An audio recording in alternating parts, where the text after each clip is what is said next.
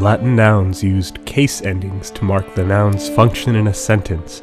Take the name Brutus as a subject.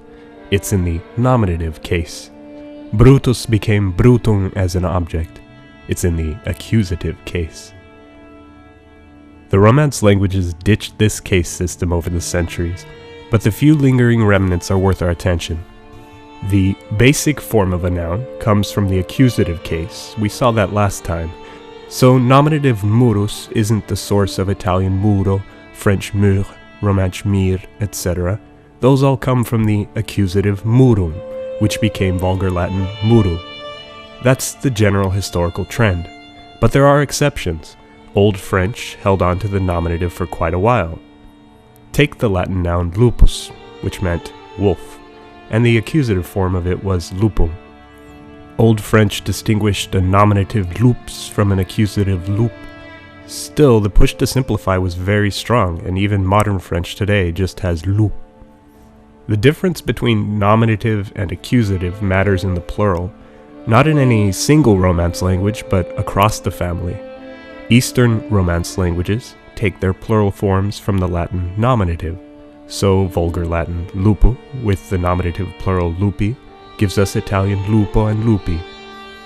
The Western Romance languages hold on to the accusative plural instead, so lupu with the accusative plural lupos gives us Sardinian lupu and lupos, Romansh luf and lufs, for wolf and wolves.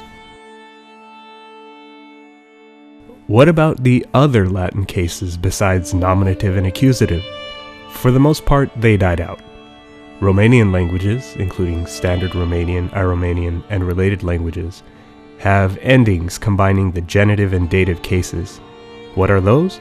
The genitive is like a possessive, as in the wolf's bone, and the dative indicates a recipient, to the wolf. Romanian casa has a genitive dative form case, but I usually see these Romanian genitive dative nouns with a definite article.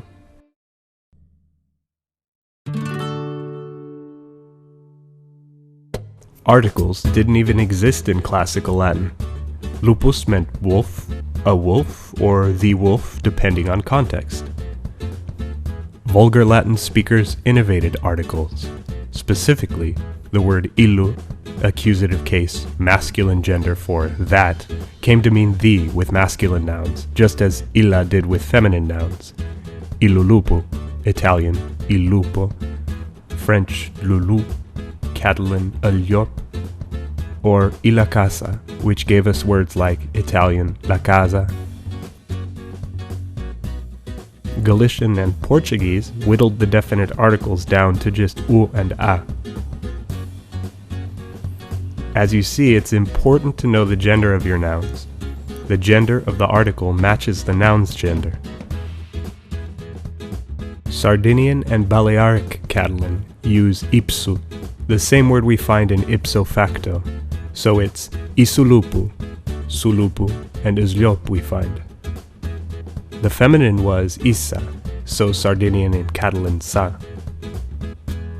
In Romanian, definite articles attached to the end of a noun, lupului, not illu lupul, explains Romanian lupul, and casa illa becomes casa.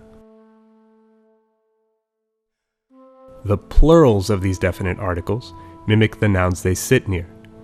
By now you know that lupu has the plural lupi in the east but lupos in the west, and casa has the plural case in the east but casas in the west. You probably even remember why. It's no surprise then that illu lupu has the plural illos lupos in the west. Los lobos, le lu, ils lufs, us lobus, or that illi lupi remains in the east, I lupi in Italian and lupi in Romanian. Languages unanimously use the word one for the indefinite article.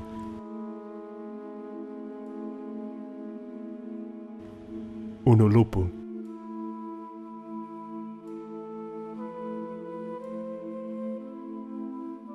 Una casa.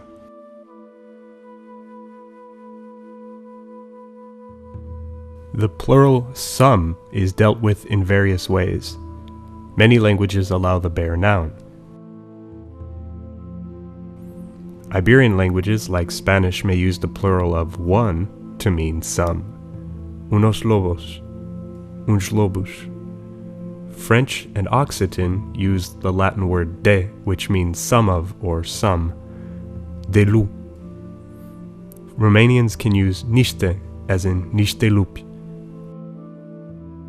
Romance languages are often skittish about bare nouns, especially as subjects. We see Sardinian sorlupos or Italian illupi, where English has just wolves. It's also true of bare singulars. Expect Vulgar Latin illa justitia, Italian la giustizia, French la justice, all meaning the justice, instead of the noun for justice by itself. That French and Occitan article with de is an instance of a partitive article. You'll also find it in Italian.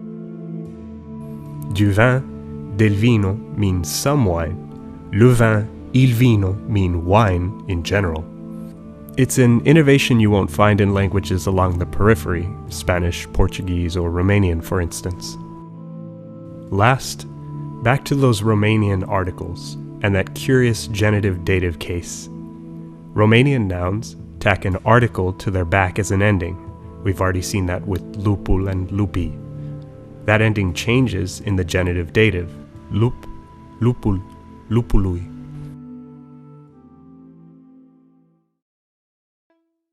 If you've been following along and maybe taking notes over the last two videos, you have some understanding of how nouns work in the Romance languages.